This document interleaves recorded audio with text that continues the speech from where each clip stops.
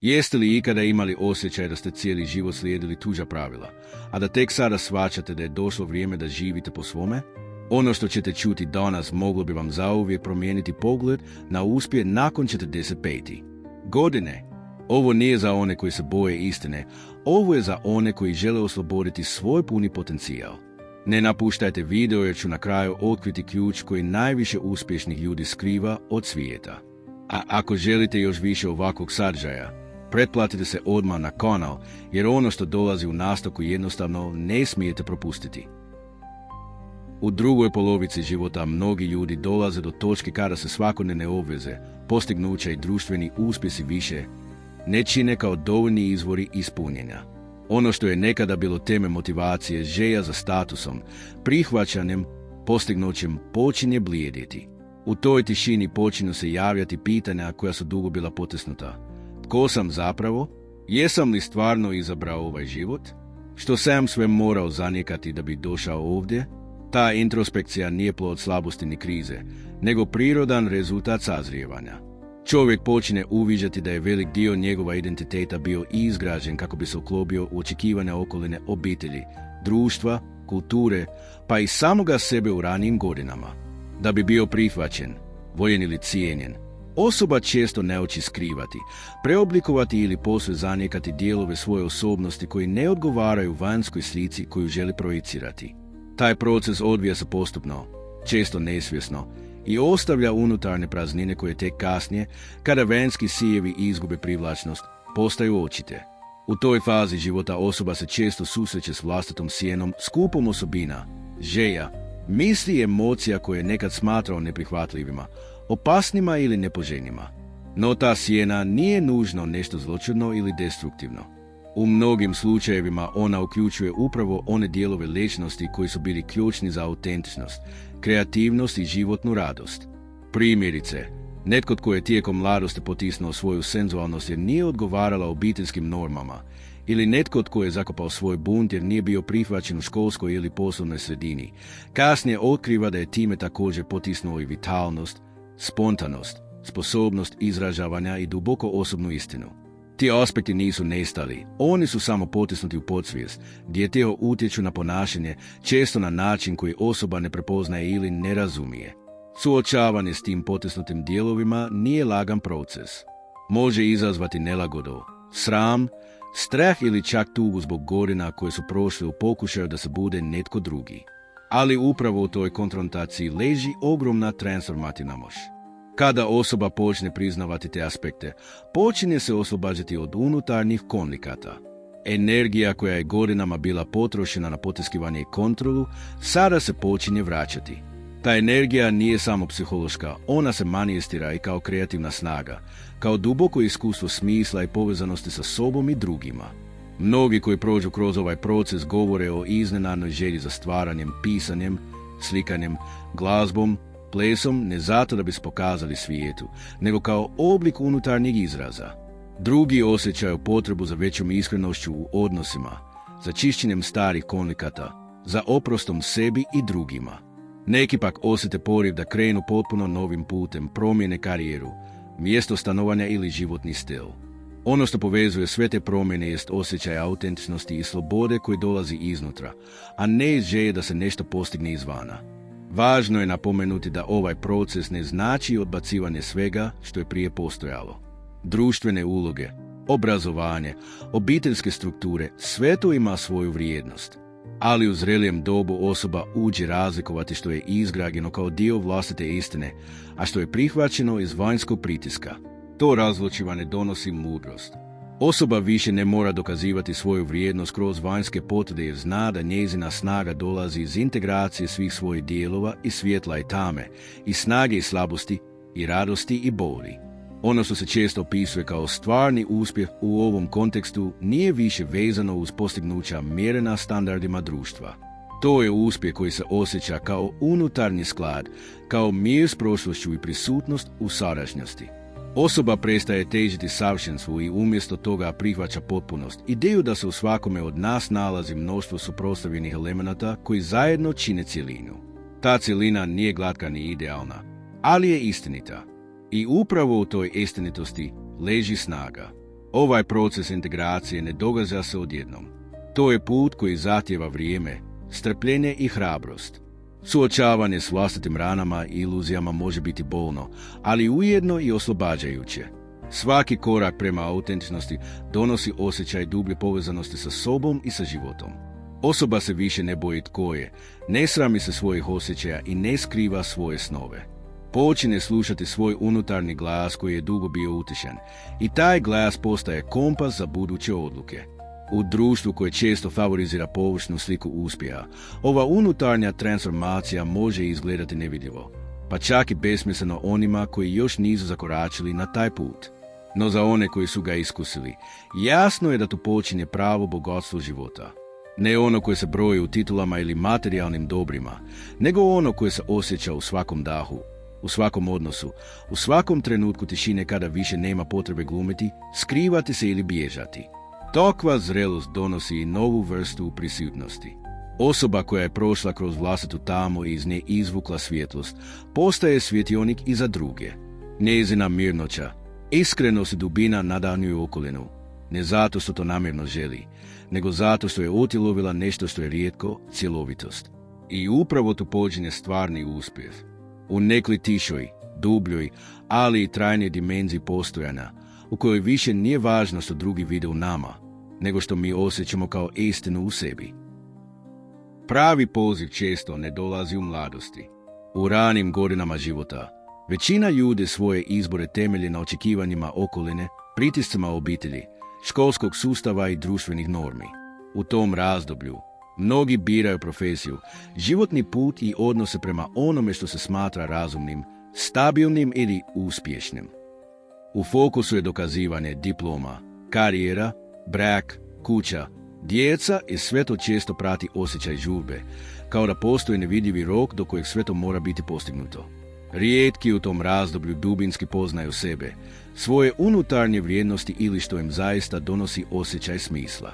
Umjesto toga, većina se trudi uklopiti u zadane okvire, prilagoditi se, ne razočarati, ispuniti očekivanja.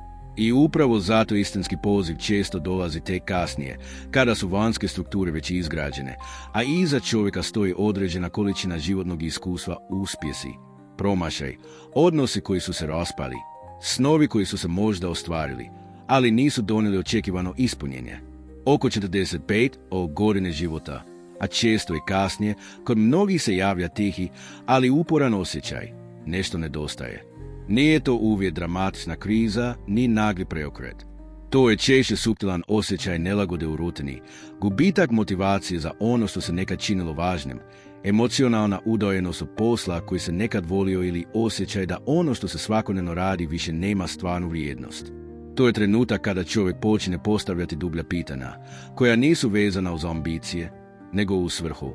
Zašto radim to što radim? Što ostavljam iza sebe? Što bih radio da ne moram misliti na sigurnost ili tuđa mišljenja? Tada se otvara prostor za istinski poziv, onaj koji dolazi iznutra, a ne izvana. Za razliku od ranijih godina kada su motivacija bili novac, status, sigurnost ili društveno priznanje, sada se javlja dublja potreba.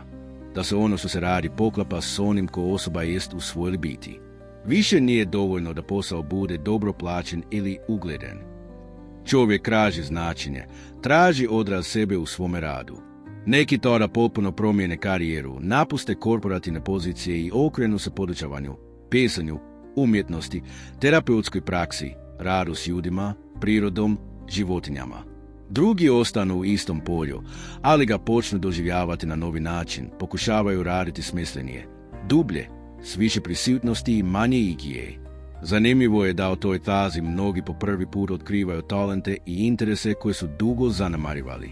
Možda je netko cijeli život potiskivao ljubav prema glazbi, pisanju, slikanju, pomaganju drugima, duhovnosti ili radu s rukama jer su ti interesi nekada bili neozbiljni, nepraktični ili neisplativi.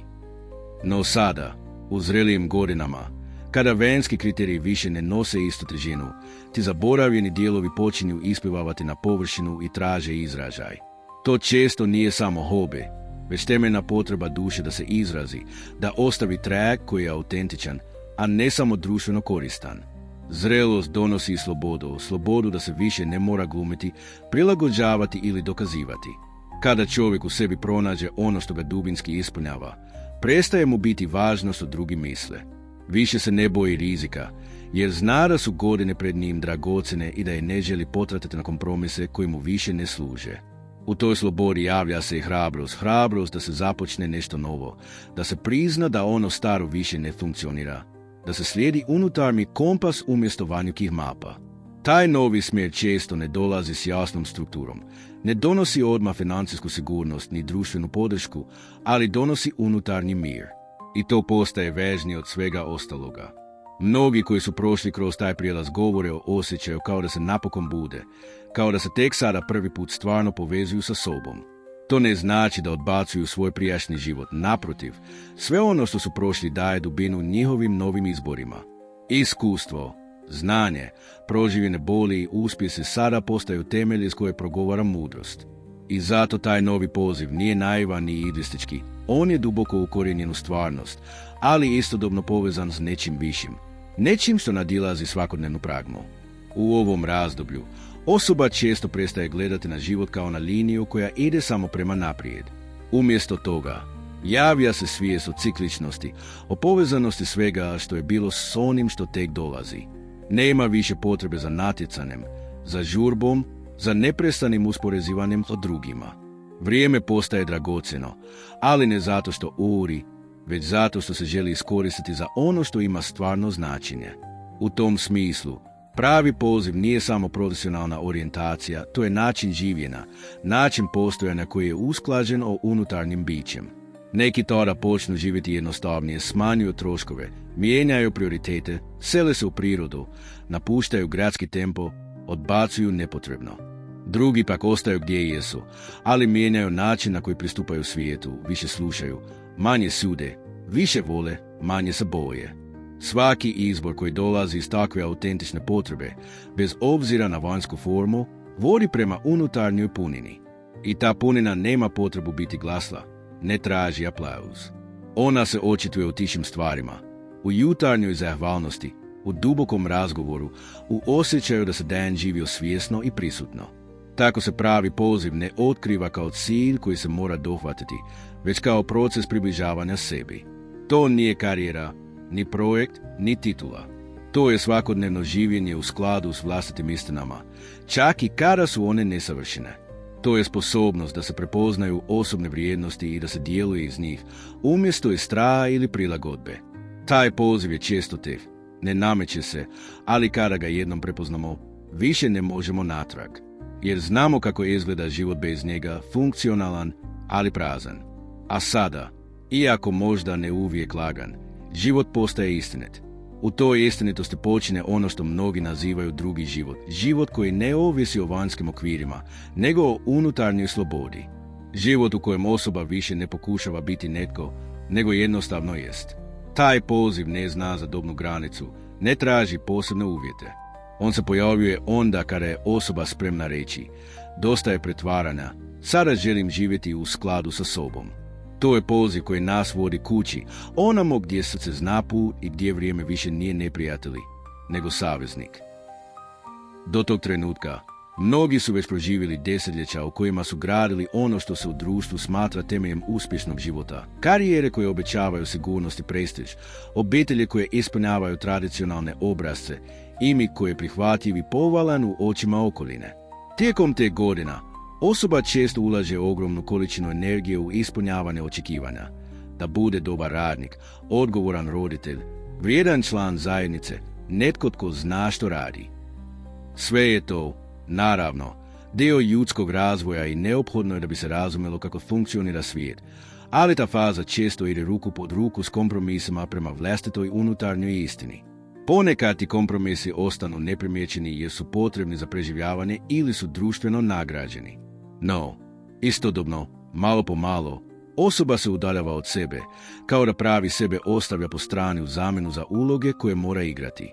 U jednom trenutku, najčešće nakon što su ti ciljevi djelomično ostvareni, djeca odrastaju, karijera doseže stabilnu točku, vanjski život je uređen i javlja se tiha, ali postojana glad za autentičnošću. Nema više toliko potrebe za izvanjskim dokazivanjem, a ono što je nekada bilo važno, titule, društveni status, imovina, gubi intenzitet sjaja. Počinje proces povratka sebi, ali to nije jednostavan povratak. To je put kroz slojeve svega onoga što je s vremenom nataloženo. Navika, uvjerenja, unutarnjih zambrana, identiteta koji su postali uski, ali su dugo služili svrsi. Povratak sebi nije bijeg od stvarnosti, već hrabar korak prema stvarnoj stvarnosti, onoj unutarnjoj. To je proces preispitivanja. Što mi je zaista važno? Što od svega što danas činim proizlazi iz mene, a što iz onoga što sam naučio da moram? Ta pitanja mogu izazvati nelagodu jer često otkrivaju koliko se daleko otišlo od onoga što je istinsko. Mnogi tada osjećaju tugu ne zbog prošlih izbora, već zbog toga što nisu bili u mogućnosti ranije prepoznati što im je zaista važno. No ta tuga nosi iscrpljujući potencijal. Ona otvara prostor za novu jasnoću. Jasnoća ne dolazi naglo, ona se gradi u tišini, u malim, iskrenim susretima sa sobom. Ponekad to započne kroz fizičke promjene. Osoba osjeti potrebu da pojednostavi svoj život, da odbaci višak, da se povuče iz odnosa koji su izgubili smisao ili da prestane ulagati u ono što više ne nosi radost. No puno češće to se događa unutar uma i srca. Dolaze do unutarnjeg razdvajanja onoga što je tuđe i onoga što je vlastito. Vrijednosti koje su nekada bile preuzete bez pitanja sada se ispituju. Prestaje važiti ono što je nekad bilo normalno. Umjesto toga dolazi nova unutarnja orijentacija, osjećaj da je sada vrijeme za život koji neće biti upravljan tuđim očekivanjima. Taj prijelaz ne dolazi uvijek s lakoćom. Mnogi se suočavaju s otporima, o unutarnjim glasovima koji kažu da je prekasno, da je nerealno, da se više ne isplati mijenjati. No što se više osoba povezuje sa sobom, to ti glasovi gube snagu. Jer unutarnja jasnoća koja tada počinje nicati nije logički argument, to je osjećaj dubljeg mira, dublje sigurnosti, unutarnje usidrenosti. Osoba počinje donositi odluke iz jednog novog mjesta koje ne treba stalnu potvrdu, jer dolazi iz neposrednog iskustva istine. U tom novom prostoru raste unutarnja snaga. Nije to snaga koja se mjeri dominacijom ili moći nad drugima, nego snaga prisutnosti i sposobnost da se bude vjeran sebi čak i kad je teško. Ta snaga ne viče, ne zahtijeva, ne manipulira, ona mirno stoji i ne povlači se pred pritiscima. Ona omogućava da se kaže ne onome što više nije u skladu s vlastitim vrijednostima i da onome što se doživljava kao istinski poziv.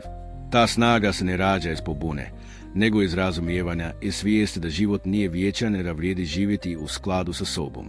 Osobe koje su zakoračile u tu fazu često zrače posebnom vrstom tihe stabilnosti. Njihova prisutnost ne nameće se, ali se osjeća. To su ljudi koji više ne glume, koji ne skrivaju slabosti jer znaju da su one sastavni dio ljudskog bića. Ne natječu se jer razumiju da svatko ima svoj put. Ne podilaze jer su iskusili što znači izgubiti sebe. Njihova autentičnost nije savršena i daje griješe, i daje sumnjaju, ali je stvarna. I upravo zato postaju uzori drugima, ne zato što to žele, nego zato što žive iznutra prema van. Izgradnja života koji odražava unutarnje vrijednosti zahtijeva i hrabrost da se prepozna što su te vrijednosti uopće. Ponekad je potrebno puno vremena da se u tišini srca doze do njih, jer su bile prekrivene slojevima tuđih očekivanja, trauma, povreda i iluzija. No kada se jednom prepoznaju, postaju temelj novog puta. Taj put nije uvijek lak, često uključuje suočavanje s gubitkom, promjenama, razočaranjima. No ta bol više nije prazna. Ona je dio procesa čišćenja, dio puta prema jednostavnosti i istini. U toj novoj fazi života odnos prema vremenu se mijenja. Više se ne žuri, jer nije više cilj stići negdje. Sada je cilj biti ovdje prisutan, svjestan, zahvalan. Svaki dan postaje prilika za život koji je u skladu s onim ko osoba jest. Više se ne sanjaju nedostižni idli, nego se njeguje svakodnevna prisutnost. I upravo u toj jednostavnosti dolazi najdublje ispunjenje. Jer kada osoba živi iznutra prema van, svaki čin, koliko god mali, postaje izraz smisla. Unutarnja jasnoća i snaga koje dolaze s tim povrakom sebi ne znače da više nema nesigurnosti. One su i dalje tu, kao i prije. No sada postoji povjerenje u sebe, u život u proces. To povjerenje ne dolazi iz kontrole, nego iz dubokog prihvaćanja. Prihvaćanja da život ne mora biti savršen da bi bio vrijedan, da ne moramo sve znati da bismo krenuli naprijed i da je moguće graditi život koji je istinit, čak i ako nije uvijek lagan. U konačnici, taj povratak sebi nije kraj puta, nego novi početak života u kojem je svaka odluka, svaki odnos, svaki dan prilika da se živi ono što je stvarno. To je tiha revolucija, ona koja se ne vidi izvona, ali mijenja sve iznutra. I u toj tišini osoba napokon pronalazi ono što je cijeli život tražila, sebe. Mnogi ljudi, osobito u zrelijoj dobi, nisu svjesni koliku količinu znanja, vještina, intuicije i mudrosti su akumulirali kroz godine. Često podcjenjuju sve ono što su prošli, sve prepreke koje su savladali, sve odnose koje su gradili i sve odluke koje su donosili, kako one dobre, tako i one pogrešne. Na površini se možda čini da vrijeme samo prolazi, ali istina je da svaki dan, svako iskustvo, svaka pogreška i svako postignuće ostavljaju trag u dubinama bića. Iako toga često nisu svjesni, ti unutarnji resursi rastu tiho, ispod svijesti, oblikujući temelj iz koje kasnije može izrasti jasnoća, snaga i smisao. U svijetu koji je opsednut vanjskim mjerilima uspjeha, diplomama, titulama, brojkama, priznanjima, lako je previdjeti one tiše, suptilnije oblike vrijednosti koje čovjek nosi u sebi. Vještina slušana, sposobnost suosjećana, otpornost koja se razvila kroz godine borbe, intuicija koja se oblikovala kroz stotine malih odluka, sve su to bogatstva koja često ostaju neprepoznata, čak i od samog nositelja. Ljudi su skloni misliti da znanje mora biti formalno, da sposobnosti moraju biti mjerljive, da je vrijednost vidljiva samo ako se očituje u nečemu što drugi mogu potvrditi. No istinska vrijednost često nije vidljiva. Ona se krije u načinu na koji osoba hoda kroz život, u tišini kojom reagira na izazove, u dubini uvida koje dijeli u kičnim trenucima, u tome kako nosi bol, ali i radost. Puno ljudi nikad ne zastane kako bi prepoznali unutarnje bogatstvo koje već imaju. Navikli su gledati prema van, tražiti nove informacije, dodatne kvalifikacije, tuđa mišljenja.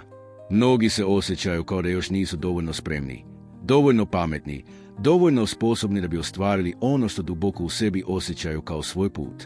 No često se dogodi prekretnica, trenutak kada shvate da ne trebaju više tražiti izvana. Počinju uviđati da sve što im je potrebno već postoji u njima, samo je bilo skriveno ispod slojeva sumnji, strahova i navike da gledaju izvan sebe. Tada počinje proces povezivanja s unutarnjim resursima. Taj proces nije uvijek jednostavan, jer zahtijeva tišinu, prisutnost i iskrenost prema sebi. Potrebno je vremena da se otvore vrata intuicije koja je dugo bila zanemarena, da se prizna snaga stečena kroz teške trenutke, da se pogleda unatrag i vidi vlastiti put u novom svijetlu, ne više kao niz slučajnosti ili pogrešnih izbora, nego kao mozaik koji ima smisao, koji govori nešto važno o tome ko smo i zašto smo ovdje. U tom trenutku dolazi do dubokog pomaka. Osoba prestaje tražiti potvrdu izvana. Umjesto toga, uči se osloniti na sebe, vjerovati svojoj prosudbi, osluškivati vlastitu intuiciju i djelovati iznutra prema van. Uči prepoznati razliku između glasova straha i glasa unutarnjeg znanja. To znanje nije rezultat teorije, nego života proživljenog, osjećanog, doživljenog. A kada osoba počne živjeti iz tog mjesta unutarnje jasnoće, počinju se događati promjene. Više ne donosi odluke iz potrebe da se svidi, da se uklopi, da se dokaže. Djeluje zato što osjeća da je to ispravno, da je to u skladu s onim tko jest. To unutarnje bogatstvo nije statično, ono se razvija, raste i širi kako osoba sve više živi u skladu sa sobom. S vremenom, ljudi koji su prošli taj proces postaju primjeri tihe stabilnosti. Ne treba im mnogo riječi da bi rekli ono važno. Ne trebaju se isticati da bi bili primijećeni. Njihova prisutnost govori sama za sebe. Oni su prošli kroz sumnje, strahove, padove i nisu ih zaobišli, nego su ih proživjeli i naučili iz njih.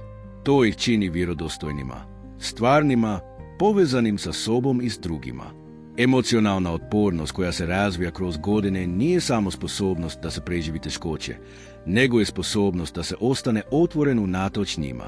Osoba koja je emocionalno otporna nije ona koja ne osjeća bol, nego ona koja je naučila kako biti s boli bez da je ona uništi.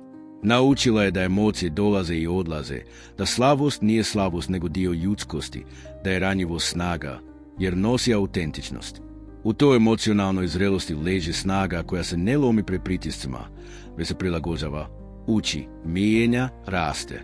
Kada se sve to znanje, intuicija, vještine i emocionalna otpornost počne koristiti svjesno u svrhu koja je osobi stvarno važna, tada se događa nešto što se često opisuje kao istinski uspjeh. No taj uspjeh ne izgleda nužno kao vanjsko postignuće. To može biti jednostavan, ali duboko ispunjen život. Može biti rad koji nije glamurozan, ali je autentičan. Može biti odnos u kojem se ne traži savršenstvo, nego prisutnost. Uspjeh tora postaje unutarnji doživljaj usklađenosti sa sobom, osjećaj da ono što radimo ima smisao i da smo na mjestu koje nam pripada. Jasnoća svrhe ne dolazi preko noći. Ona se rađa iz kontakta sa sobom, iz spremnosti da slušamo tišinu, da prepoznamo ono što nas pokreće, ono što nas dira. Ta svrha nije uvijek velika ni dramatična. Ponekad je tiha, svakodnevna, skrivena u malim stvarima, u načinu na koji razgovaramo, u načinu na koji pomažemo drugima, u onome što biramo činiti čak i kada nitko ne gleda. Svrha nije nužno posao koji radimo, nego način na koji pristupamo životu.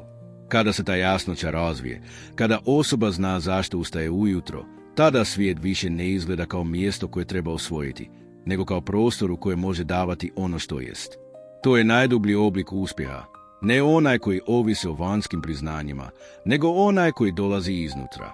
To je osjećaj da živimo ono što jesmo, da koristimo sve što smo naučili, osjetili, proživjeli, da djelujemo iz mjesta snage, a ne straha.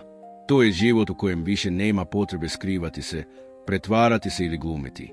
To je sloboda, ne sloboda od obveza, nego sloboda biti ono što jesmo u punini svog bića. U konačnici, to bogatstvo koje nosimo u sebi ne pripada samo nama. Kada ga prepoznamo i počnemo živjeti iz njega, ono se prelijeva na druge.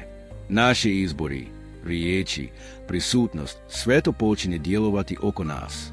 Postajemo inspiracija, podrška, vodič, ne zato što smo savršeni, nego zato što smo istiniti. A u svijetu koji često gubi kontakt s autentičnošću, upravo ta istinitost postaje najvrijedniji dar. Krize, bilo da su profesionalne, zdravstvene, obiteljske ili emocionalne, u čovjekovu životu često dolaze neočekivano, snažno i destabilizirajuće. Na prvi pogled, one djeluju kao prijetne, kao lomovi u poznatoj strukturi postojanja, kao događaje koji razaraju ono što smo godinama gradili. U trenucima kada se klop pod nogama počne urušavati, prirodna reakcija je pokušaj obrane, spašavanje onoga što se može, vraćanje u poznato, poricanje ili čak bijeg od stvarnosti. Međutim, ispod površine boli, nesigurnosti i straha, krize često skrivaju dublji potencijal radikalne transformacije i unutarnjeg buženja. Malo je iskustava koja nas toliko snažno tjeraju prema promjeni kao krize. Kada nas zadesi profesionalni slom, gubitak posla, izgarane, osjećaj da smo zaglavili u nečemu što više nema smisla, više ne možemo održavati privid kontrole. Kada se naruši zdravlje, postaje jasno koliko smo krhki i koliko su stvari koje smo smatrali sigurnima zapravo prolazne.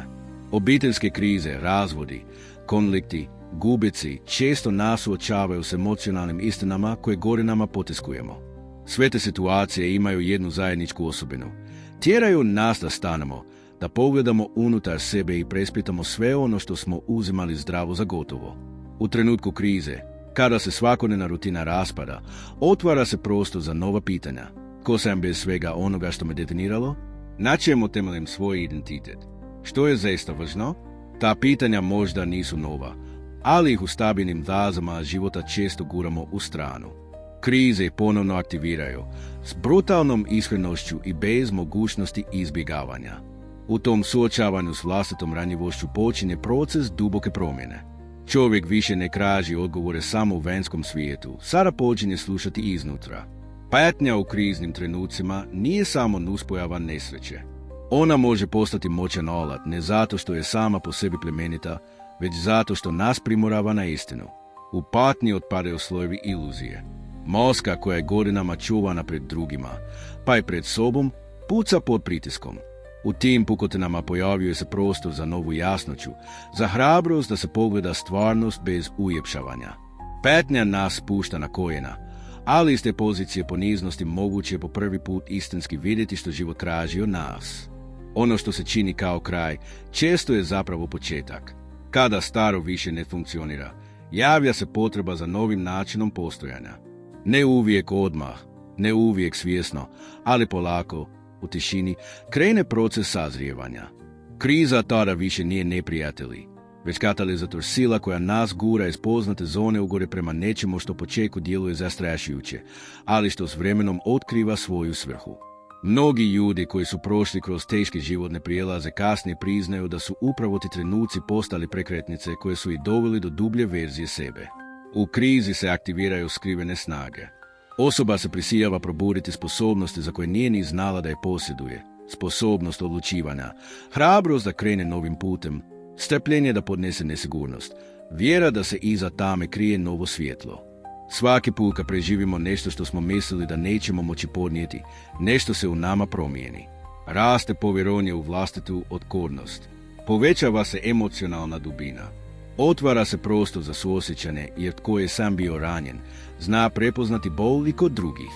Ono što je osobito važno jest da se kroz krizu često mijenja odnos prema vlastitom moći. Prije krize moć se možda poistovjećivala s kontrolom, utjecajem, vanjskim uspjehom. No kad sve to padne u vodu, čovjek počinje uviđati da prava moć nije u onome što posjedujemo ili kako nas drugi vide, nego u tome kako živimo unutar sebe. To je možda se ostane vjeran sebi usprkos kaosu. Možda se donesu odluke koje nisu vođene strahom, nego unutarnjom istinom. Možda se oprosti i sebi i drugima. Možda se preuzme odgovornost za svoj život bez traženja krivaca.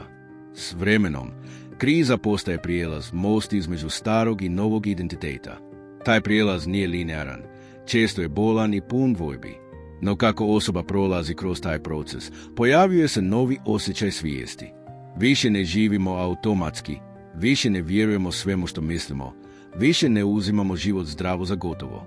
Postajemo prisutniji, svjesniji svakog trenutka, zahvalniji za male stvari.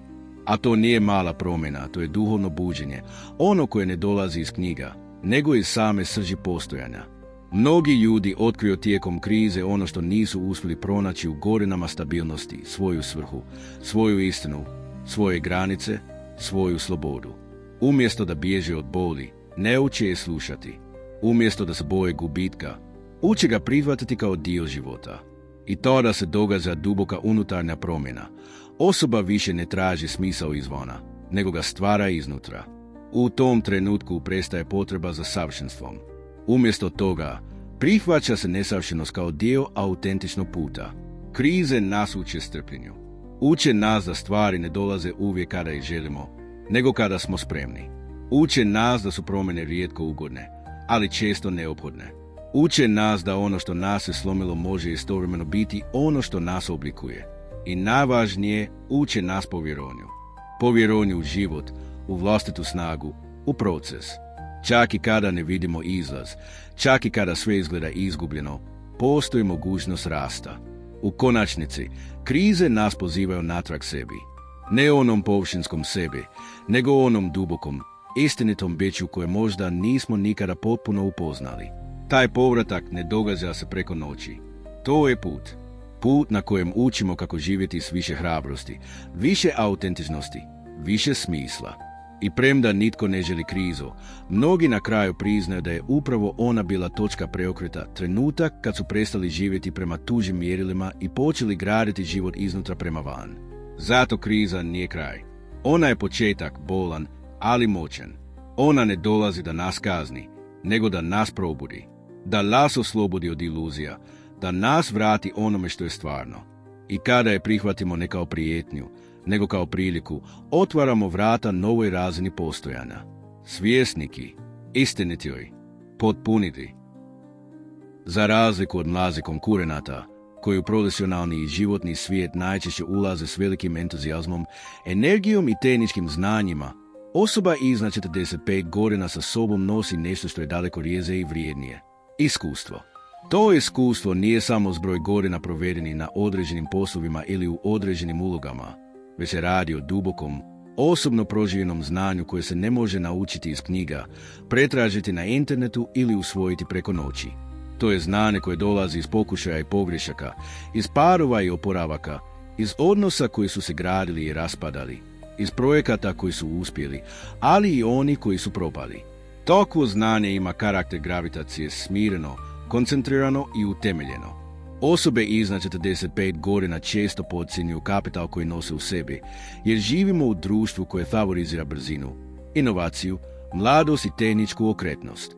Međutim, ono što stariji pojedinci donose jest nešto mnogo dublje. Sposobnost da se sagleda šira slika, da se donose promišljene odluke koje nisu vođene impulsivnošću, već analizom i uvidom. Taj oblik strateškog razmišljanja razvija se tijekom godina, nije rezultat jednog seminara, već brojnih situacija u kojima je bilo potrebno sagledati sve aspekte, prepoznati uzroke i posljedice, odlučivati pod pritiskom, prepoznati kada treba djelovati, a kada pričekati. Uz to, emocionalna inteligencija kod ljudi u toj životnoj fazi često dostiže svoj puni potencijal. Nisu više uvučeni u dramu svakodnevnih konflikata, naučili su slušati ispod izgovorenog, prepoznati su se krije iza ponašanja drugih ljudi, osjetiti kada je vrijeme za razgovor, a kada za šutnju. Znaju da riječi mogu nositi težinu, ali i da pogled, ton glasa ili odsitnost govora često govore više od samih riječi. Ta vrsta emocionalne osjetljivosti ne znači slavost, već dubinsku snagu, sposobnost da se razumije, upravlja i pozitivno utječe na međuljudske odnose. Otpornost, još jedan ključan element ovog zrelog kapitala, ne dolazi iz teorije, već iz prakse. Osobe iznad 45 godina su prošle kroz različite oluje, osobne i profesionalne, i često su naučile kako ostati stabilne i kada sve oko njih postaje nestabilno. Znaju da neuspjeh nije kraj, nego faza. Znaju da život ide u ciklusima, da se valovi ne mogu zaustaviti, ali se može naučiti kako plivati kroz njih. I ta otpornost nije hladnoća ni cinizam, već sposobnost da se zadrži unutarnji kompas čak i kada vanjske okolnosti postanu kaotične. Ova tri elementa, strateško razmišljanje, emocionalna inteligencija i otpornost, zajedno čine temelj za izvanredne rezultate. Osoba iznad 45 godina, kada prepozna i aktivira te unutarnje resurse, može postati izuzetno moćna figura, ne zato što nadmašuje druge u brzini ili tehničkoj stručnosti, nego zato što donosi jasnoću, stabilnost i dubinu koje su rijetke. U svijetu koji često pati u hiperaktivnosti, površnosti i stalne utke s vremenom, takva osoba postaje svojevrsna točka smirena, netko tko vidi dalje, misli šire i osjeća dublje. Zanimljivo je primijetiti da se upravo u toj fazi života mnogi odlučuju na pokretanje vlastitih projekata, promjenu karijere ili prelazak na nešto što ih istinski ispunjava. Nisu više opterećeni potrebom da se dokazuju jer znaju što vrijede. Više im nije cilj skupljati impresivne reference, već raditi ono što odražava njihove vrijednosti i životno iskustvo. Taj prijelaz iz moram u želim ili biram čini ogromnu razliku u kvaliteti svakodnevnog života, ali i u kvaliteti rada. Kada osoba radi iznutra, a ne zbog vanjskog pritiska, rezultat je autentičnost. Ona se vidi, osjeća i prepoznaje. U poslovnom svijetu, mnoge tvrtke tek počinju uviđati kolika je vrijednost zrelih zaposlenika. Oni donose stabilnost u timove, mentoriraju mlaze kolege bez natjecateljskog impulsa, unose perspektivu koja spriječava impulsivne pogreške. Također su često most između generacija, jer imaju dovoljno iskustva da razumiju prošlost, ali i dovoljno fleksibilnosti da prihvate novu tehnologiju i nove načine rada. Njihova sposobnost da povezuju, tumače, prenose i primjenjuju znanje postaje ključna u okruženjima gdje se sve mijenja velikom brzinom. Na osobnoj razini, kada osoba u toj životnoj fazi prepozna svoju unutarnju snagu, dolazi do transformacije u načinu kako pristupa životu. Manje je samokritičnosti, više prihvaćanja. Manje potrebe da se sve kontrolira, više povjerenja u tijek stvari. Počine se njegovati uravnoteženost između rada i odmora, između djelovanja i promišljanja, između discipline i spontanosti. Ovaj sklad nije rezultat pasivnosti, već duboke svjesnosti o tome da je život prekratak da bi se trošio na površne ciljeve.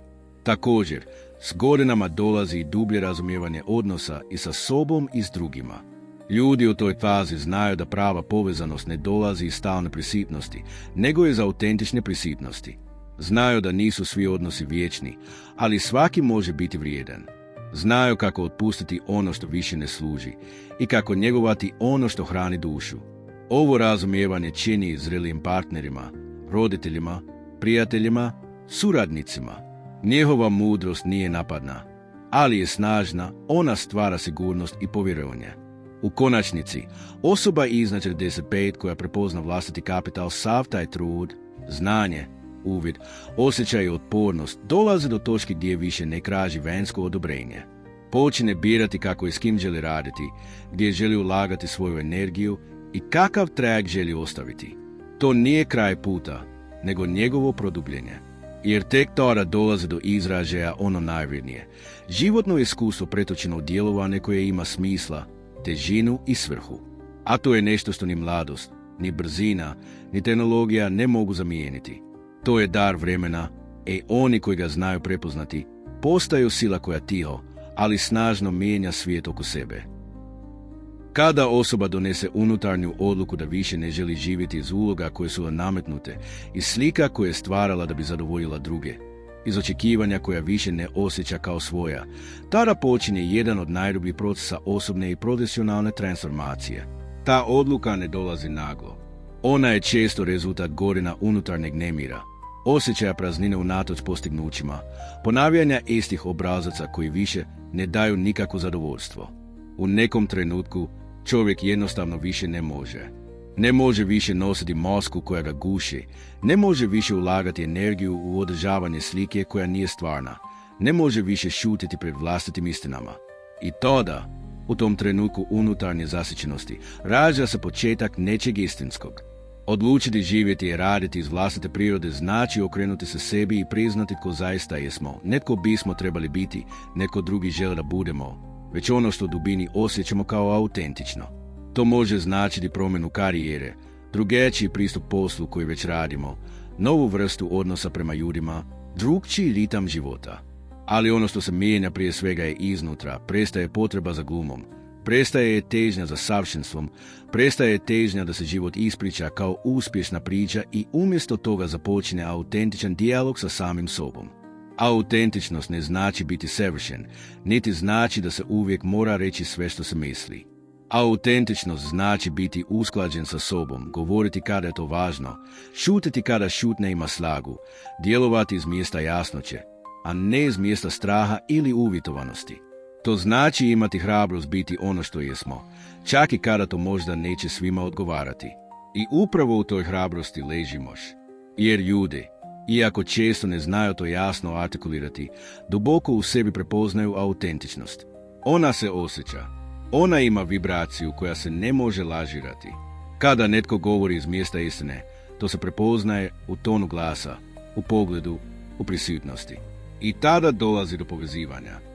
Na osobnom planu, kada netko živi autentično, život postaje jednostavniji, iako ne nužno lakši. Pojavljuje se sklad, unutarnja tišina koja dolazi iz činjenice da više ne postoji jaz između onoga što osjećamo i onoga što pokazujemo. Ta usklađenost donosi mir, čak i u teškim situacijama.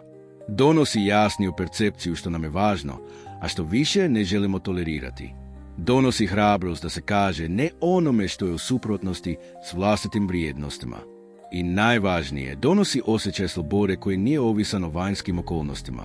Na profesionalnom planu, autentičnost postaje ključna prednost, često neočekivana, ali izrazito učinkovita. Ljudi koji djeluju iz autentičnosti ne prodaju proizvod, uslugu ili znanje, oni dijele dio sebe. Njihovo djelovanje ima osobnu notu, ima karakter, ima dubinu. U vremenu kada su tržišta zasićena, kada su svi eksperti, specijalisti, lideri, ono što ljude doista privlači je prisutnost onoga koji zna tko je i ne boji se to pokazati. To vrijedi u svim profesijama, od poduzetništva do obrazovanja, od medicine do umjetnosti, od vođenja timova do slobodnih djelatnosti. Autentični ljudi stvaraju povjerenje jer nisu fokusirani na manipulaciju ili dojmove, nego na odnos. Oni ne prodaju iluzije, nego nude realnost. A u vremenu u kojem vlada zasićenost pretenzijama, povjerenje postaje valuta koja ima ogromnu vrijednost. Kupci, klijenti, partneri, suradnici, svi oni ne traže više samo kompetenciju. Oni traže ljudskost, Traže povezanost. Traže osjećaj da iza onoga što im se nudi stoji netko tko je prisutan, odgovoran i vjerodostojan. Ta vjerodostojnost ne znači savršenstvo. Ona često uključuje ranjivost, priznanje granica, iskrenost oko pogrešaka. I upravo zbog toga djeluje. Jer kada netko stoji iza svojih riječi, ne bježeći od svojih nedostataka, ali ni skrivajući svoju snagu, stvara se prostor u kojem drugi žele biti prisutni. Žele surađivati, učiti, ulagati, pratiti. U tom smislu, autentičnost postaje tržišna prednost, ne u smislu klasične strategije, već u smislu prirodne privlačnosti koja proizlazi iz integriteta. Mnogi se boje autentičnosti jer misle da će ih učiniti ranjivima ili manje uspješnima. Misle da će, ako pokažu ko zaista jesu, biti odbijeni, ismijani, podcijenjeni. No istina je suprotna. Ljudi osjećaju kada neko pokušava biti ono što nije, kada se uljepšava, kad se govori ono što dobro zvuči umjesto onoga što je stvarno. I tada dolazi do gubitka interesa, do nepovjerenja, do prekida veze ne nužno fizički, ali energetski. A kada netko odluči biti iskren, ne samo riječima, već cjelovitim bićem, tada se otvara prostor za odnos koji nije površinski, nego stvaran. Autentičnost, naravno, nije nešto što se postiže jednom zauvijek. Ona je proces. Potrebno je svakodnevno podsjećanje na to tko smo, svakodnevna praksa slušanja unutarnjeg glasa, svakodnevno suočavanje s vlastitim strahovima i sumnjama. No što više živimo iz tog mjesta, to više primjećujemo koliko se svijet drugačije ponaša prema nama. Pojavljuju se ljudi s kojima rezoniramo, dolaze prilike koje odražavaju našu unutarnju vrijednost. Otpadaju odnosi koji više ne pripadaju. Sve se počinje slagati ne zato što je sve savršeno, nego zato što smo usklađeni sa sobom. U konačnici, kada osoba odluči živjeti i raditi iz vlastite prirode, više nije potreban napor da bi se stvorio brand, jer osoba jest ono što radi. Granice između osobnog i profesionalnog identiteta se brišu, ne zato što se briše privatnost, već zato što sve postaje izraz iste istine. I to stvara stabilnost koju ništa izvana ne može oduzeti. U takvom načinu postojanja, rad postaje produžetak unutarnjeg bića, a uspjeh prestaje biti cilj i postaje nuspojava usklađenog djelovanja. U svijetu prepunom buke, brzine i kopija, autentičnost postaje magnet. Ne stvara se odmah, ne donosi instant rezultate, ali njezina vrijednost raste s vremenom. Ona gradi mostove, povezuje ljude, stvara zajednice i što je najvažnije, vraća čovjeku osjećaj smisla. Jer kad živimo iznutra prema van, kad stojimo iza onoga što jesmo, kad više ne glumimo, nego živimo, tada više ne tražimo mjesto u tuđim pričama. Postajemo autori vlastitog života, a to je sloboda koja nema cijenu. Mnogi ljudi koji su doživjeli kasniji uspjeh, bilo na profesionalnom, kreativnom ili osobnom planu, često svjedoče o trenucima koji se na prvi pogled doimaju kao slučajnosti, koincidencije ili neobašnjive podudarnosti.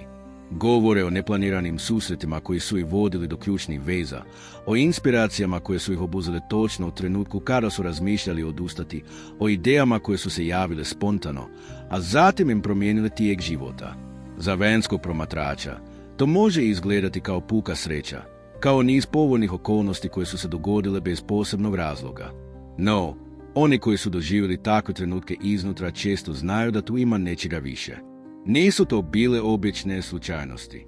Bile su to točke povezivanja između unutarnjeg svijeta i vanjskih okolnosti, između spremnosti i mogućnosti, između svjesnog truda i nevidljive podrške života. Takvi trenuci, kada se čini da se sve poklopilo, rijetko dolaze kad ih tražimo silom ili kada očajnički pokušavamo ubrzati tok stvari. Oni najčešće dolaze nakon perioda unutarnjeg rada, tihe pripreme, dubinskog sazrijevanja.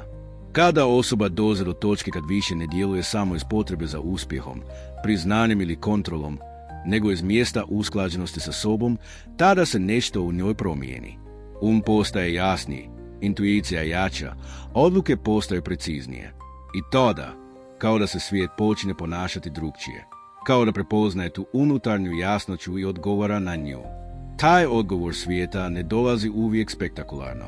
Ponekad to bude poziv iz prošlosti, slučajno otkriven tekst, Neočekivani susret s osobom koja nudi upravo ono što je potrebno. Ponekad to bude osjećaj da nešto treba učiniti iako nema logične osnove i baš se tim činom otvara nova vrata.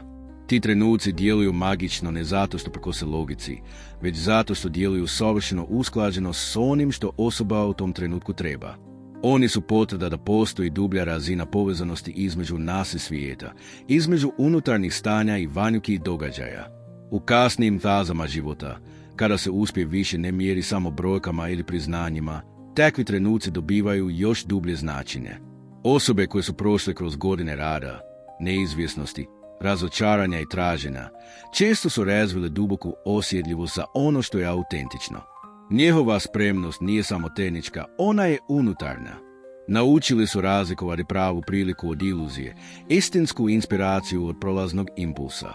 Kada im tada slučajno doze prilika, spremni su je prepoznati i iskoristiti, jer više ne sumnjaju u sebe na isti način kao prije. Više ne traže odobrenje izvana. Više ne pokušavaju prisiliti stvari, nego dopuštaju da dođu. Ta promjena unutarnjeg stava, istorsiranja u povjerovanje, stvara prostor u kojem se te podudarnosti češće događaju. Moć teh slučajnosti je u tome što nas povezuju s nečim većim od nas samih. One podsjećaju da nismo izolirani otoci u kaotičnom svijetu, nego dijelovi sustava koji odgovara na jasnoću, prisutnost i iskrenost. Kada osoba djeluje iznutra prema van, svijet reagira. Ne uvijek odmah, ne uvijek kako smo zamislili, ali gotovo uvijek na način koji nas vodi dublje prema sebi. I upravo zato ti trenuci često dolaze nakon što smo otpustili potrebu za kontrolom.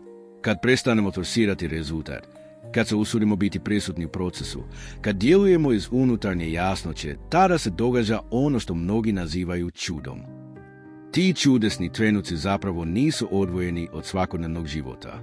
Oni nisu nadprirodni, nego izraz prirodnog sklada koji se uspostavi kada su naše namjere, misli i djela u skladu. Kada osoba zna što želi, ali ne iz potrebe da popuni prazninu, već iz mjesta punine, tada su njezini koraci usmjereni, a prisutnost stabilna. U takvom stanju primjećuje više, osjeća više, reagira s više svijesti. I tada ono što bi ranije bilo zanemareno ili propušteno, sada se prepoznaje kao prilika. Nije svijet postao drugačiji, nego osoba gleda drugčijim očima. U stvarnosti, mnogi takozvani slučajni uspjesi imaju povijest koja je oku nevidljiva. Godine truda koje nisu donosile rezultate, tihi rad bez priznanja, promašaj koji su donosili važne lekcije, sve to čini klon na kojem će kasnije slučajnost procvasti. Ono što izgleda kao sreća često je samo trenutak kada se sve prethodno sabralo i iskristaliziralo. Kada je osoba postala spremna. Spremna ne samo znanjem, već i energijom, emocijama, duhom. I tada, kao da svijet prepoznaje tu spremnost i donosi upravo ono što je potrebno. Važno je naglasiti da to nije pasivnost. To nije stav, samo čekaj i nešto će se dogoditi. Naprotiv, to je duboko aktivno stanje, unutarnje djelovanje, pročišćavanje, prepoznavanje vlastitih obrazaca, usklađivanje s vlastitim vrijednostima. Ta unutarnja disciplina stvara prostor u kojem slučajnosti mogu doći do izražaja, jer svijet često ne reagira na ono što želimo, nego na ono što jesmo. A kad smo ono što zaista jesmo, bez suvišnog bremena očekivanja i bez pritiska rezultata, tada otvaramo vrata dubljoj povezanosti. Ljudi koji dožive kasnije uspjeh često znaju osjetiti taj trenutak kada se sve poklopilo. To nije trenutak spektakularne pobjede, već tihi trenutak spoznaje, ovo ima smisla. I tada znaju da sve ono prije, čak i ono bolno, nije bilo uzalud. Sve je imalo svoju ulogu. Sve je vodilo do točke jasnoće. I tada, ono što je došlo izvana, nova prilika, novi odnos, nova ideja nije doživljeno kao nešto strano, već kao prirodni nastavak unutarnjeg puta. Uspjeh koji dolazi u kasnim godinama često ima drugačiji okus. O njemu nema euforije mladosti, ali ima dubine zrelosti. Nema potrebe za dokazivanjem, ali ima želje za dijeljenjem. Nema žurbe, ali ima jasnoće. I tada ti slučajni trenuci više nisu čudo, nego dokaz da je sve imalo svoj ritam, da ništa nije bilo izgubljeno, da čak i kada smo mislili da stojimo na mjestu, kretali smo se prema sebi, prema jasnoći, prema unutarnjoj pripremljenosti koja omogućuje vanjski uspjeh. U konačnici, moć slučajnosti leži u tome što nas povezuje sa širim poretkom stvari. Pomaže nam razumjeti da postoji inteligencija koja nadilazi našu volju, ali s njom može surađivati. Kad se uskladimo sa sobom, svijet se počinje usklađivati s nama. I tada, čak i ono što izgleda kao slučajnost, postaje dio smijesanog tkanja života. Nakon 45. godine života, mnoge osobe doživljavaju dubok, često neizrečen pomak u percepciji vrijednosti. Vrijeme, koje je do tada možda bilo percipirano kao nešto čega ima u izobilju, nešto što se može trošiti bez previše razmišljanja, postaje iznenada izuzetno dragocjeno. Shvaća se da nije beskonačno, da dani nisu neiscrpni i da godine više ne dolaze u istom tonu kao prije. Osjećaj konačnosti ne mora biti zastrašujuć, ali često ima funkciju buzenja. Prestajemo uzimati vrijeme zdravo za gotovo i počinjemo ga promatrati kao najvrijedniji resurs koji posjedujemo. U toj fazi, novac i materijalni uspjeh, koji su ranije možda bili primarni pokazatelji statusa, sigurnosti ili ostvarenja, počinju gubiti svoju moć kao krajnji lojijevi. Naravno, novac ostaje važan, nitko ne želi živjeti u nesigurnosti, ali prestaje biti središnji motivacijski faktor. Osoba sve češće prepoznaje da se novac može ponovno zaraditi, ali izgubljeno vrijeme ne može se vratiti. Iz te svijesti proizlazi nova vrsta prioriteta. Energija se više ne rasipa na stvari koje nemaju dublji smisao. Počine se razlikovati ono što ispljuje od onoga što puni. Površni ciljevi, karijerni planovi koji više ne rezoniraju, odnosi koji su bazirani na funkciji, a ne na iskrenosti, sve to postupno gubi važnost. Fokus se preusmjerava prema onome što nosi autentičnu vrijednost, stvaranju i održavanju dubokih veza, radu koji ima smisla i slobodi da se bira kako će se živjeti ostatak života. Te tri komponente, odnosi, smjeseni rad i sloboda, postaju nova osnova redefiniranog uspjeha. U njima se više ne radi o tome kako izgledamo izvana, koliko zarađujemo ili koliko smo postigli u očima društva, nego o tome kako se osjećamo u vlastitoj koži, koliko su naši dani ispunjeni značenjem i koliko živimo u skladu sa sobom. Duboke veze u toj dobi više nisu bazirane na potrebi, navici ili uvjetovanosti, već na stvarnoj međusobnoj prisutnosti i razumijevanju. To su odnosi u kojima više nema mjesta za igre moći, za pretvaranja ili skrivanje slabosti. Umjesto toga, traži se iskrenost, ranjivost, uzajamno poštovanje. Bilo da se radi o prijateljstvu, partnerstvu, odnosima s djecom ili s kolegama, osoba iznad 45 zna da vrijeme koje provodi s drugima mora biti kvalitetno, jer svaka minuta ima težinu. Površni razgovori više ne zadovoljavaju. Želi se dubina, povezanost, autentična razmjena koja obogaćuje obje strane. Kada je riječ o radu, prioriteti se također mijenjaju. Nakon desetljeća u kojem je karijera možda bila glavni pokretač iz želje za priznanjem, stabilnošću ili dokazivanjem, osoba počinje tražiti nešto drugo. Smisao, osjećaj da ono što radi ima veće značenje, da nije samo mehanizam za zaradu, nego način izražavanja unutarnje svrhe. Neki tada mijenjaju profesiju, kreću u poduzetništvo, pišu, stvaraju, podučavaju, pomažu drugima. Drugi ostaju u istoj industriji, ali ju doživljavaju na novi način, traže dublje razloge zašto rade to što rade, biraju projekte koji im donose unutarnju satisfakciju, a ne samo vanjsku nagradu. Pojavljuje se i potreba za slobodom izbora. Ne više sloboda da se radi što god se poželi, već sloboda da se živi u skladu sa svojim ritmom, vrijednostima i istinom. Sloboda da se kaže ne stvarima koje ispljuju, odnosima koji guše, projektima koji ne rezoniraju. Sloboda da se uspori kad treba, da se promijeni smjer bez osjećaja krivnje, da se traži balans umjesto iscrpljenosti. Osoba tada često otkriva da nije luksuz reći ne onome što više ne prija, to je nužnost. I upravo ta sloboda, ne kao bijeg, već kao svjesni izbor, postaje najdragocjeniji oblik uspjeha. Taj novi uspjeh nije više nešto što se mjeri vanjskim standardima. Nema brojčanih ljestvica, nema natjecanja. To je uspjeh koji se osjeća u tijelu, u miru uma, u tišini jutra, u smijehu voljenih, u svjesnoj prisutnosti. Osoba zna da živi dobro ne zato što ima najviše, nego zato što je u skladu sa sobom. Ne mora sve biti savršeno. U toj fazi života zna se da je savršenstvo iluzija. Važnija je cjelovitost, prihvaćanje i svjetla i tame, i ranjivosti i snaga. I upravo u toj cjelovitosti osoba nalazi svoj kompas. Vrijeme u tom kontekstu postaje mjera svega. Koliko vremena provodimo s onima koje volimo, koliko ga trošimo na ono što nas ispunjava, koliko smo prisutni u sadašnjem trenutku, umjesto da stalno jurimo za nečim što nas možda i ne ispunjava. Kada vrijeme postane važnije od novca, promjena je duboka i temeljita. Nema više prodaje vlastitih dana za nagrade koje nas ne ispunjavaju. Nema više odgađanja života za jednog dana.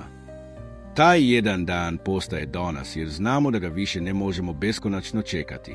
Ljudi koji dožive tu unutarnju transformaciju često zrače nečim što se ne može opisati riječima. Njihova prisutnost djeluje umirujuće. Više ne trebaju dominirati, dokazivati se, natjecati. Oni jednostavno jesu. Svojim primjerom pokazuju da je moguće živjeti drugačije, dublje, smislenije, slobodnije. I iako možda ne privlače pažnju masovnih medija ni publike, njihova tiha snaga mijenja živote oko njih. Jer kad netko živi iznutra prema van, kad bira s pažnjom i živi s prisutnošću, onda nijedan dan nije uzaludan. U konačnici, redefinicija uspjeha nakon 45, on ne znači odrizanje od ambicija, rasta ili stvaranja. Naprotiv, ona znači usmjeravanje tih sila prema onome što ima smisla. Znači ne gubiti više vrijeme na izgradnju slike, nego na izgradnju života. Znači izabrati ono što nas dotiče, ono što ostavlja trag, ono zbog čega se osjećamo živima.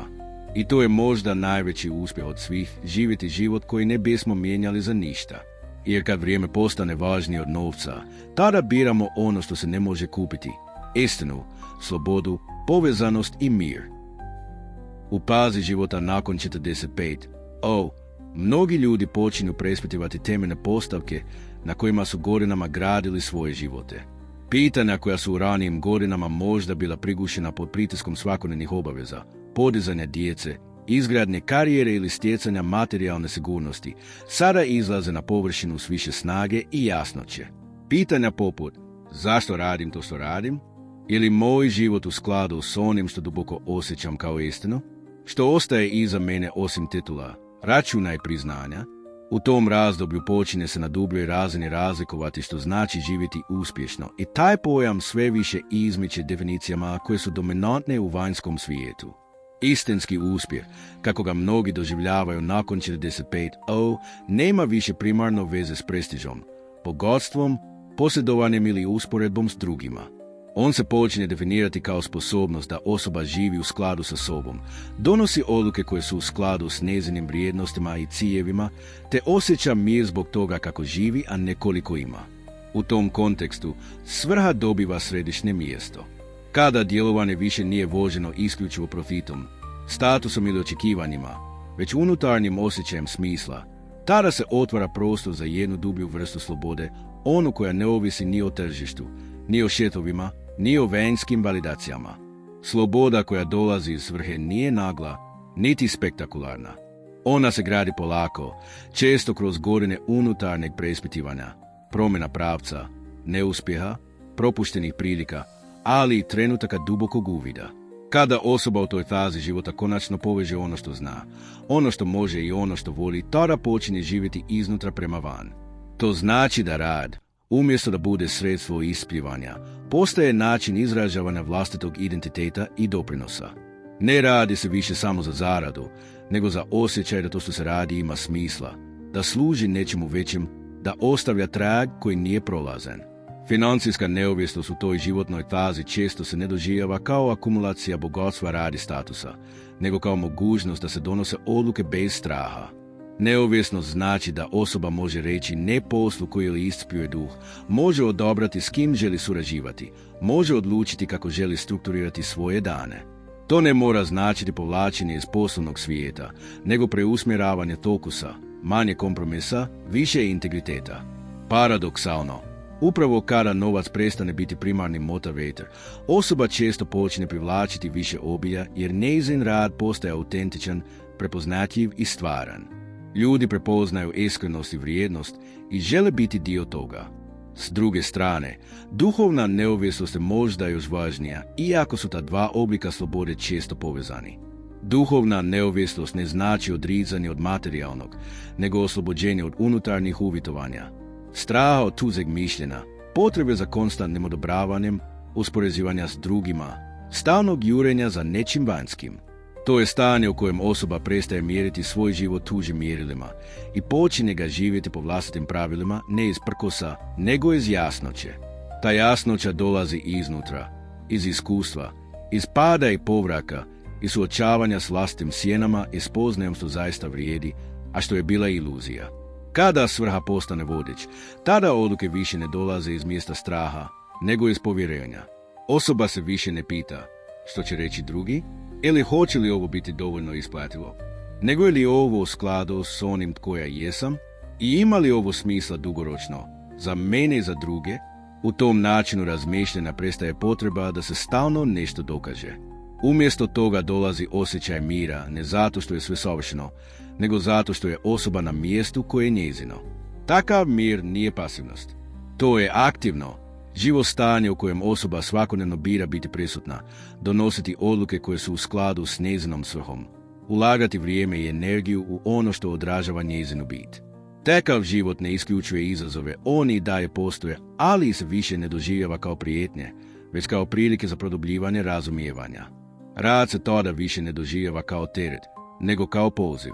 Dani nisu više niz obaveza, nego prostor za izražavanje. A vrijeme postaje dragocjeno ne zato što ga nedostaje, nego zato što osoba zna njegovu stvarnu vrijednost. Ljudi koji žive iz te pozicije često odišu posebnom prisutnošću. Ne moraju govoriti o svrsi, ne moraju objašnjavati svoju filozofiju, ona se vidi u načinu na koji hodaju, slušaju, odlučuju, stvaraju. U svijetu koji je često fokusiran na formu, oni unose sadržaj. U svijetu koji traži rezultate, oni donose značenje. Takvi ljudi ne skupljaju samo uspjehe, oni ostavljaju krag. Ne zato što im je to cilj, nego zato što je njihov život postao izraz nečeg većeg od njih samih. Nakon 45, kada mnogi ulaze u drugu polovicu života, sve više se traži ta vrsta unutarnje slobode. Nije više dovoljno imati impresivan životopis. Ono što se traži je osjećaj unutarnje ispunjenosti, jasnoće i mirnoće. I tada počinju padati maske. Više nije važno impresionirati i važno je živjeti istinito. Više nije cilj skupljati potvrde, cilj je osjetiti povezanost sa sobom, od drugima, s onim što se radi. Sloboda kroz svrhu nije jednostavan put. Zahtijeva hrabrost, dosljednost i spremnost da se ide protiv struje kada je to potrebno. Ali jednom kad osoba zakorači na taj put, više nema povratka, jer ništa drugo više ne zadovoljava. Površne pobjede gube privlačnost, a dublji smisao postaje jedino mjerilo. I tada, čak i kada dođu teški dani, jer dolazit će, osoba zna zašto ustaje ujutro. Ima razlog, ima svrhu, ima put. I to je sloboda koja ne ovisi o tržištu, politici, trendovima ni ekonomskim okolnostima. To je sloboda koja dolazi iznutra i zato traje. U konačnici, istinski uspjeh nakon 45 postaje usklađenost između onoga tko jesmo, što radimo i kako živimo. Kada svrha vodi, a ne ego, kada mir zamijeni potrebu za stalnom potvrdom, kada sloboda više nije luksuz nego nužnost, tada se rađa život koji nije samo preživljavanje, već stvarno življenje. Takav život ne traži priznanje, on ga samim svojim postojanjem zrači. I tada uspjeh više nije cilj. On je posljedica života koji se temelji na istini, svrsi i slobodi. Ako ste u ovoj priči prepoznali dio sebe, ako osjećate da je vrijeme da prestanete živjeti prema tuđim očekivanjima i napokon krenete putem vlastite istine, onda znajte jedno, nikada nije kasno. Najveća snaga često se budi upravo u godinama za koje nam društvo kaže da su iza vrhunca. Vrijeme je da svoj drugi dio života učinite najdubljim, najistinitim i najuspješnijim poglavljem svog postojanja. Ako vas je ovaj video dotaknuo, pretplatite se na kanal sada. Novi sadržaji izlaze svake sedmice puni mudrosti, istine i unutarnje snage. Kliknite na zvonče da ne propustite ono što vas može stvarno promijeniti. Jer ovo nije kraj, ovo je početak života kakav ste oduvijek osjećali da vam pripada.